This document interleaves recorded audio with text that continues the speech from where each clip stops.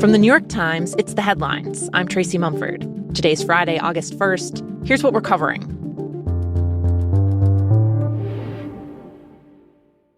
President Trump has set off another wave of uncertainty in global trade, announcing sweeping new tariffs and a new deadline. The president had insisted that August 1st was a firm deadline, but obviously he has a history of kicking the can down the road when it comes to tariffs. And this order does, again, delay that deadline for 7 more days. My colleague Anna Swanson has been covering Trump's trade policy. She says that late yesterday, just hours before many of his tariffs were set to kick in, Trump signed an executive order setting new tariff rates of 10 to 41% for dozens of countries. But he pushed them back to August 7th. It implies that countries can still come to the United States to finalize negotiations. That's probably not practical for more than a handful of countries listed in these tariff lists, but we'll see how many are able to close deals over the next week. A number of countries, including the UK and South Korea, have already reached agreements with the U.S., sparing them from some of the highest surcharges Trump had threatened. When it comes to the U.S.'s largest trading partners, though, a lot of things are still up in the air.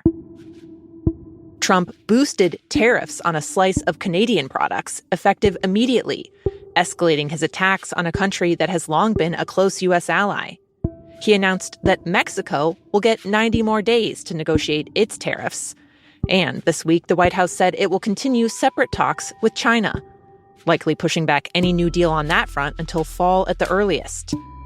President Trump has said the tariffs are crucial for rebalancing America's trade partnerships, though economists have warned that his aggressive use of them has already led to higher prices for American consumers. Special Envoy Witkoff and Ambassador Huckabee will be traveling into Gaza to inspect the current distribution sites.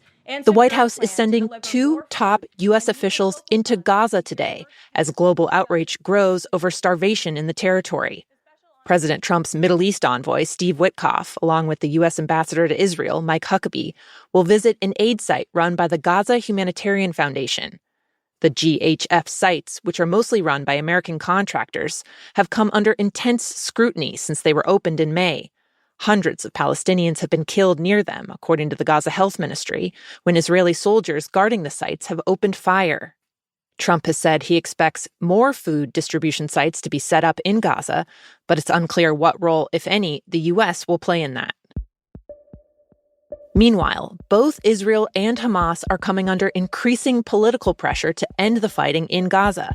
In the past week, 3 Israeli allies, France, Canada, and the UK, have all broken with Israel in saying that they're open to recognizing Palestine as a state. Their goal is to pressure Israel to reach a ceasefire deal and to allow in more humanitarian aid. At the same time, a group of 22 Arab countries signed a UN declaration calling on Hamas to disarm, release any remaining hostages, and end its rule in Gaza. It's the first time the countries have made this kind of unanimous call. Arab leaders have been reluctant to break publicly with Hamas, in part because many of their citizens are deeply supportive of Palestinians. Notably, Qatar, which is home to Hamas's political office, was one of the countries that signed on to the declaration. It's not clear whether either pressure campaign will have an effect. Hamas didn't directly respond to the call for it to disarm, and Israeli leaders have insisted that they won't end the war until Hamas is completely destroyed. We've been watching ICE flights, and we've seen just in the past 24 hours at least half a dozen. The Times has been on the ground in Louisiana looking at how the state has become the center of the Trump administration's deportation efforts. People arrested by immigration authorities in places as far away as California and New York have been sent there. My colleagues Brent McDonald and Campbell Robertson went to Alexandria, Louisiana, where, since Trump took office, more deportation flights have taken off from than anywhere else in the U.S. This is the first facility where they held people right there on the tarmac. There's an actual holding facility. They can hold up to 400 people, and they can take them right out to the plane and deport them right there. There's no other facility like it in the country. The holding center in Alexandria predates President Trump, but his administration has supercharged its use. The infrastructure there functions like a hub-and-spoke model. Detainees get routed through Alexandria, the hub, and then sent outward, either on deportation flights or to one of the many nearby detention centers. The logistics of it have been compared to how FedEx sorts and delivers packages, and that is not a coincidence. What we came to discover is that there is a big system there. I mean, they were talking in Louisiana in the ICE office about modeling this on FedEx years before Trump even came into office the first time. Louisiana was just a frictionless place to do this. A lot of these centers are in sort of remote rural parts of the state where they really need the jobs.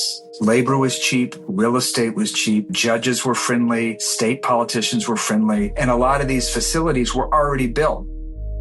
With tens of billions of dollars in new funding now directed toward ICE, Louisiana is seen as a potential model for expanding operations in other states. In July, the federal government ordered up a 5,000-bed facility in Texas that's expected to be similar to what Louisiana has.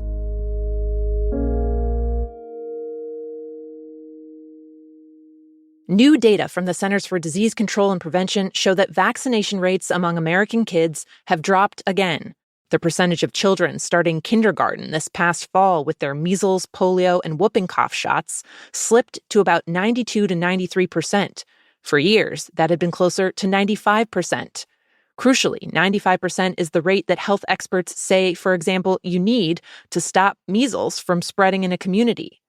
Across the country, vaccination rates have been in sharp decline since the pandemic, and that's helped fuel a resurgence in childhood diseases, including a measles outbreak that started in West Texas and has killed 3 people this year.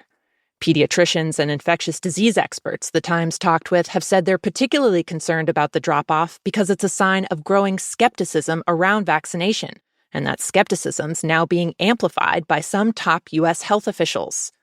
One member of the American Academy of Pediatrics said the messaging from Health Secretary Robert F. Kennedy Jr. has been, quote, specifically designed to sow distrust in vaccines.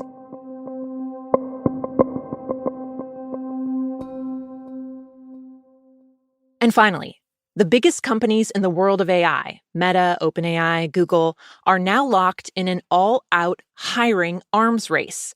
There are so few people who have the experience and expertise to work on the most advanced AI systems that the top researchers are now being recruited like they're professional athletes.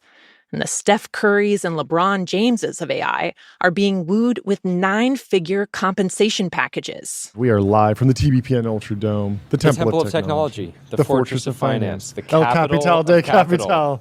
There's even a tech show online that takes an ESPN-like tone, treating people being poached from different tech companies as if they're covering major sports trades. Zuckerberg continues to be on a tear. Meta snatches Apple's AI chief. They went and poached from OpenAI, plus pay packages the rumor. There are obviously a few key differences in this analogy. As far as we know, no engineers have been asked to dunk. Another big difference, unlike professional sports teams, tech companies don't have a salary cap.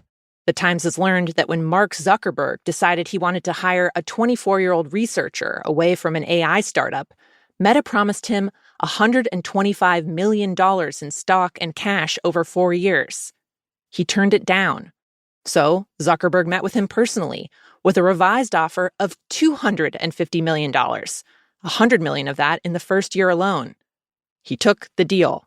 After it was announced, the CEO of his old company posted on social media saying they'd miss him, but that, quote, "We look forward to joining Matt on his private island." Those are the headlines. But stick around, we've got the Friday news quiz for you after the credits. This show is made by Will Jarvis, Jessica Metzger, Jan Stewart, and me, Tracy Mumford. Original theme by Dan Powell. Special thanks to Isabella Anderson, Larissa Anderson, Jake Lucas, Zoe Murphy, Katie O'Brien, and Paula Schumann.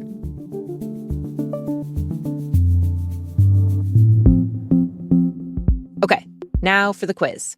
We've got questions about a few stories the Times covered this week. Can you answer them all? First up.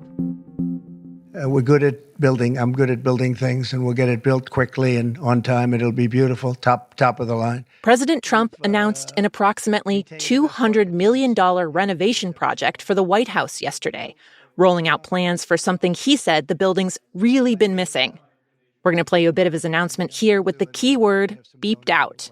Do you know what he has planned? So we've been planning it for a long time. They've wanted at the White House for more than 150 years, but there's never been a president that was good at really good. In fact, I looked at one that we just built in Turnberry. The answer? I always said I was going to do something about the ballroom because they should have one. So we'll be leaving it. It'll be a great legacy project. And Trump announced that donors will cover the cost of a new 90,000 square foot ballroom, and that he'll chip in too. Construction will start next month. When it's done, it'll be able to fit 3 times the number of people of any other room in the White House. And that'll mean that large events like state dinners will no longer have to take place in a tent on the lawn.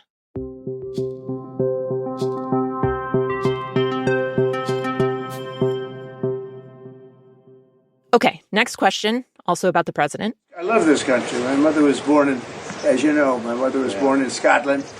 And it's an incredible place, a beautiful place. On Tuesday, Trump got back from a visit to Scotland, where he met with European leaders to talk about trade. But he also got some personal business in. What other big item did he have on his agenda? I'm going to give you a little hint. Listen. The answer? President Trump was celebrating the opening of a new 18-hole golf course at one of the 2 resorts he owns in the country. Also on the trip was the traditional exchanging of gifts, as world leaders do. Scotland's leader gave Trump a framed Scottish census document from the 1920s that listed his mother's name from when she lived there as a child. Trump, meanwhile, he gave the Scottish leader a figurine of an American bald eagle. Fancy, but it really is hard to top the one time that President Obama gave Queen Elizabeth an iPod.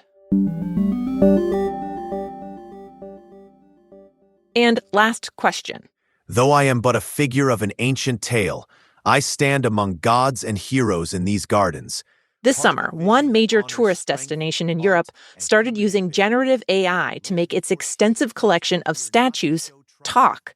Using an app, you can have a conversation with them. You can ask them about the history of the place, who carved them, or even how they feel about the pigeons pooping on their heads. My dear, I bear no resentment. Nature moves as it will. So, your question? Where is this happening? Your hint? Hey, statue. Give him a riddle. A home of mirrors and gilded halls, where gardens stretch with sculpted walls. A king's bright symbol lights the way. Where am I, where the sun had sway? The answer? The Palace of Versailles outside of Paris, which is where Louis XVI and Marie Antoinette once lived. Statue, one more question. Can you remind me what happened to them? I must stay focused on the story of this sculpture. If you'd like to know more about how I ended... All right, so some topics are off limits. That is it for the news quiz. If you want to tell us how you did or what you think about the quiz, you can always email us at theheadlines@nytimes.com. The show will be back on Monday.